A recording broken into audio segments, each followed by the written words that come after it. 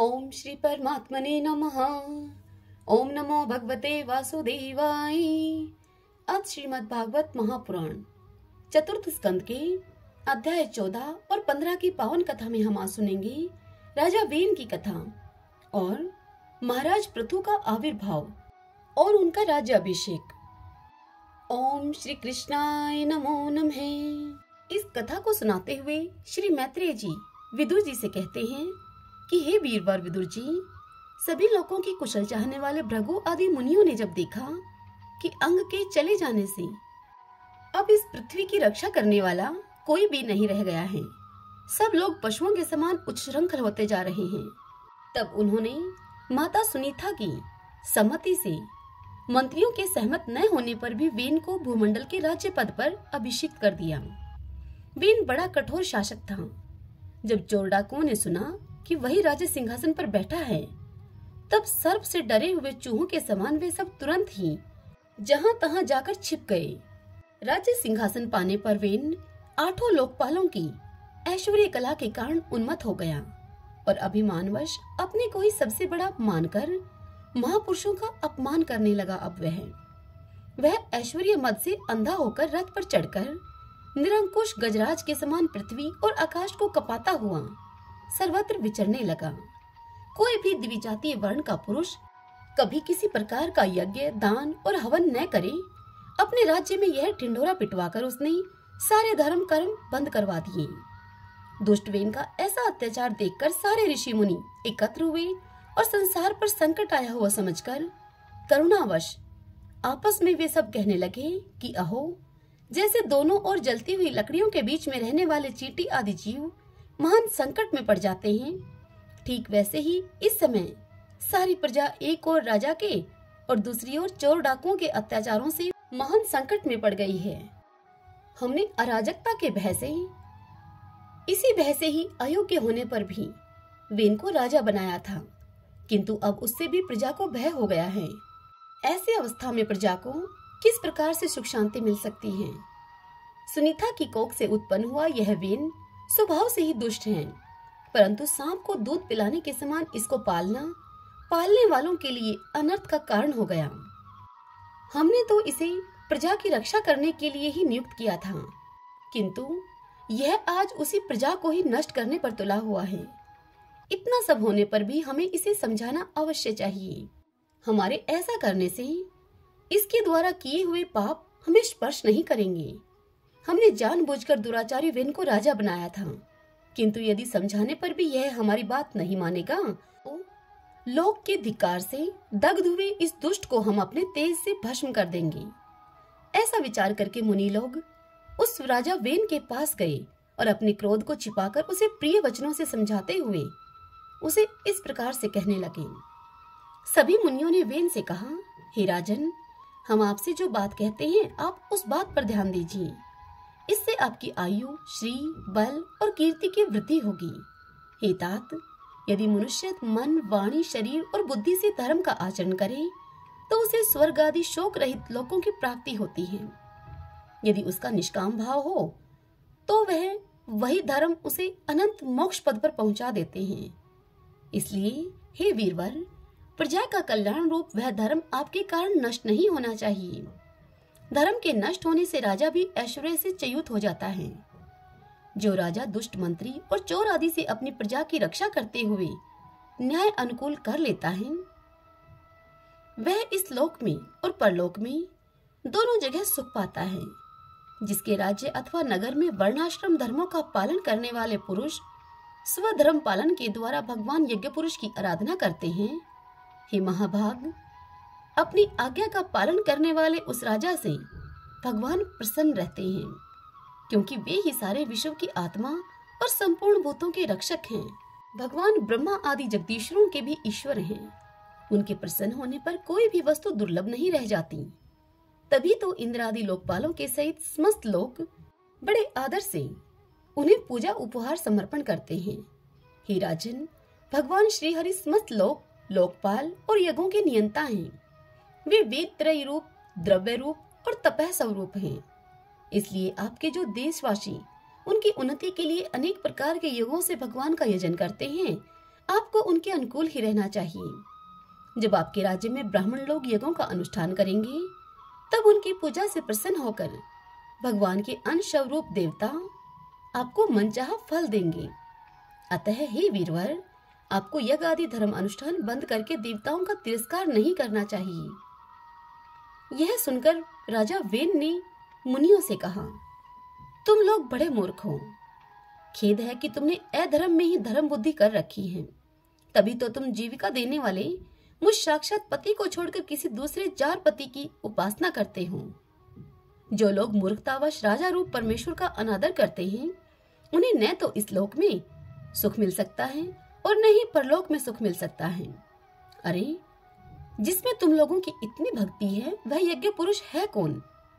यह तो ऐसी ही बात हुई जैसे कि कुलटा स्त्रियां अपने विवाहित पति से प्रेम न करके किसी पर पुरुष में आसक्त हो जाएं। विष्णु, ब्रह्मा, महादेव, इंद्र, वायु, यम, सूर्य, मेघ, कुबेर, चंद्रमा, पृथ्वी, अग्नि और वरुण तथा इनके अतिरिक्त दूसरे वर और शाप देने में समर्थ देवता हैं। वे सब के सब राजा के शरीर में रहते हैं। इसलिए राजा सर्वदेवमय है और देवता उसके अंश मात्र हैं। इसलिए हे ब्राह्मणों, तुम मत्सरता को छोड़कर अपने सभी कर्मों के द्वारा एक मेरा ही पूजन करो और मुझी को बलि समर्पण करो। भला मेरे सिवा और कौन अगर पूजा का अधिकारी हो सकता है? इस कथा को सुनाते हुए आगे मैत्रेय जी विदुर जी से कहते हैं कि हे विदुर जी, इस प्रकार विपरीत बुद्धि होने के कारण वह वेन अत्यंत पापी और कुमार्गामी हो गया था। उसका पुण्य क्षीण हो चुका था। इसलिए मुनियों के बहुत विनय पूर्वक प्रार्थना करने पर भी उसने उनकी बात पर ध्यान न दिया। कल्याण रूप हे विदुर जी, अपने को बड़ा बुद्धिमान समझने वाले वेन ने जब उन मुनियों का इस प्रकार से अपमान किया, तब अपनी मांग को व्यर्थ हुई देखकर वे सब मुनि उस पर अत्यंत कुपित हो गए और कहने लगे, मार डालो, मार डालो, इस स्वभाव से ही दुष्ट पापी को मार डालो। यदि यह जीता रह गया तो कुछ ही दिनों में संसार को अवश्य भस्म कर डालेगा। यह दुराचारी किसी प्रकार राज सिंहासन के योग्य नहीं है, क्योंकि यह निर्लज्ज साक्षात यज्ञपति श्री विष्णु भगवान की निंदा करता है। आहो, जिनकी कृपा से इसे ऐसा ऐश्वर्य मिला, उन श्री हरि की निंदा इस अभागे वेन को छोड़कर और कौन कर सकता है? इस प्रकार अपने छिपे हुए क्रोध को प्रकट करके उन सब मुनियों ने उसे मारने का निश्चय कर लिया। वह तो भगवान की निंदा करने के कारण पहले ही मर चुका था। इसलिए केवल हुंकारों से ही उन्होंने उसका काम तमाम कर दिया। जब मुनिगण अपने अपने आश्रमों को चले गए, तब इधर वेन की शोकाकुल माता सुनीता मंत्र आदि के बल से तथा अन्य युक्तियों से अपने पुत्र के शव की रक्षा करने लगी। एक दिन वे सब मुनिगण सरस्वती के पवित्र जल में स्नान करके अग्निहोत्र से निवृत्त होकर नदी के तीर पर बैठे हुए हरि भगवान की चर्चा कर रहे थे। उन दिनों लोगों में आतंक फैलाने वाले बहुत से उपद्रव होते देखकर वे सब आपस में इस प्रकार से कहने लगे। वे सभी कहने लगे कि आजकल पृथ्वी का कोई रक्षक नहीं है, इसलिए चोर डाकुओं के कारण उसका कुछ अमंगल तो नहीं होने वाला है। ऋषि लोग ऐसा विचार कर ही रहे थे कि तभी उन्होंने सब दिशाओं में धावा करने वाले चोरों और डाकुओं के कारण उठी हुई बड़ी भारी धूल को देखा। उस उठी हुई धूल को देखते ही सब मुनिगण समझ गए कि राजा वेन के मर जाने के कारण देश में अराजकता फैल गई है, राज्य शक्तिहीन हो गया है और चोर डाकू बढ़ गए हैं। यह सारा उपद्रव लोगों का धन लूटने वाले तथा एक दूसरे के खून के प्यासे लुटेरों का ही है। अपने तेज से अथवा तपोबल से लोगों को ऐसी कुप्रवृत्ति से रोकने में समर्थ होने पर भी ऐसा करने में हिंसा आदि दोष देखकर उन्होंने इसका कोई निवारण नहीं किया। तत्पश्चात उन मुनियों ने सोचा कि ब्राह्मण यदि समदर्शी और शांत स्वभाव भी हो, तो भी दिनों की उपेक्षा करने से उसका तप उसी प्रकार नष्ट हो जाता है जैसे कि फूटे हुए घड़े में से जल बह जाता है। फिर हमारे राजऋषि अंग का वंश भी नष्ट नहीं होना चाहिए, क्योंकि इसमें अनेक अमोघ शक्ति और भगवत प्राण राजा हो चुके हैं। ऐसा निश्चय करके उन्होंने मृत राजा की जांघों को बड़े जोर से मथा तो उसमें से एक बौना पुरुष उत्पन्न हुआ। वह कोवे के समान काला था।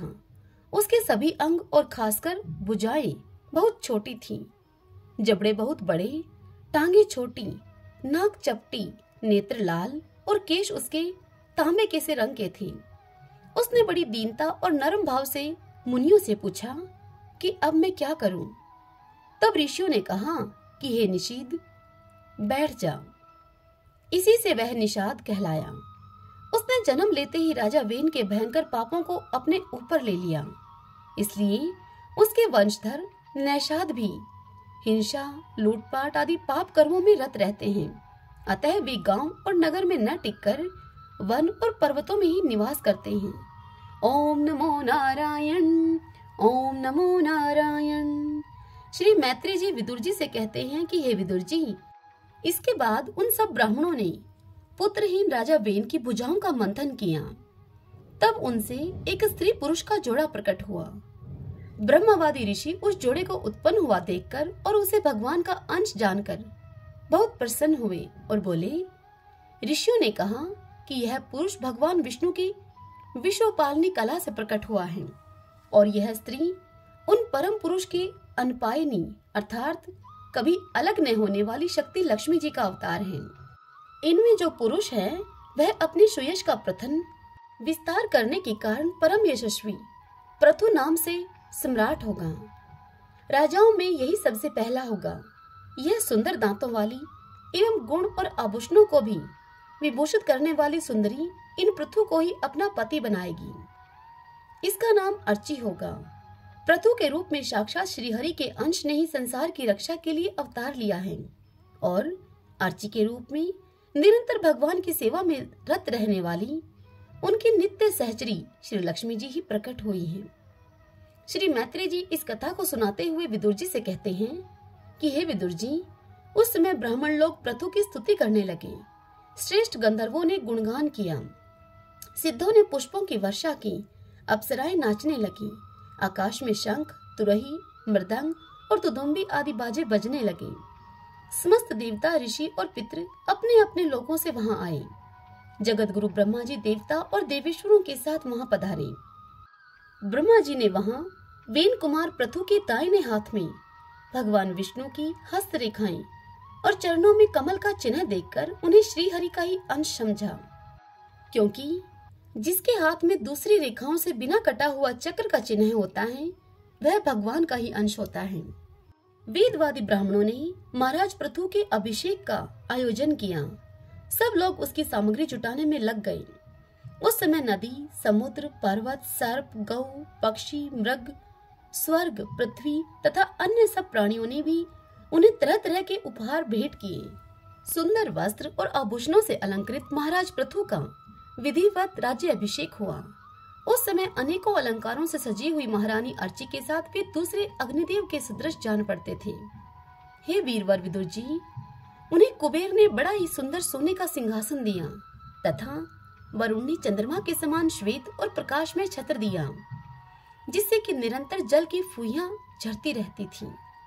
वायु ने 2 चंवर, धर्म ने कीर्ति में माला दी, इंद्र ने मनोहर मुकुट दिया, यम ने दमन करने वाला दंड दिया, ब्रह्मा ने वेदमय कवच दिया, सरस्वती ने सुंदर हार दिए, विष्णु भगवान ने सुदर्शन चक्र दिया, विष्णु प्रिया लक्ष्मी जी ने अविचल संपत्ति, रुद्र ने 10 चंद्राकार चिन्हों से युक्त कोश वाली तलवार दी, अंबिका जी ने 100 चंद्राकार चिन्हों वाली ढाल दी, चंद्रमा ने अमृतमय आशव दिए, त्वष्टा अर्थात विश्वकर्मा ने सुंदर रथ दिया, अग्नि ने बकरे और गौ के सींगों का बना हुआ सुदृढ़ धनुष दिया, सूर्य ने तेजोमय बाण दिए, पृथ्वी ने चरण स्पर्श मात्र से अभीष्ट स्थान पर पहुंचा देने वाली योगमयी पादुकाएं दी, आकाश के अभिमानी धव देवता ने नित्य नूतन पुष्पों की माला दी, आकाश विहारी सिद्ध गंधर्व आदि ने नाचने, गाने, बजाने और अंतर्ध्यान हो जाने की शक्तियां दी,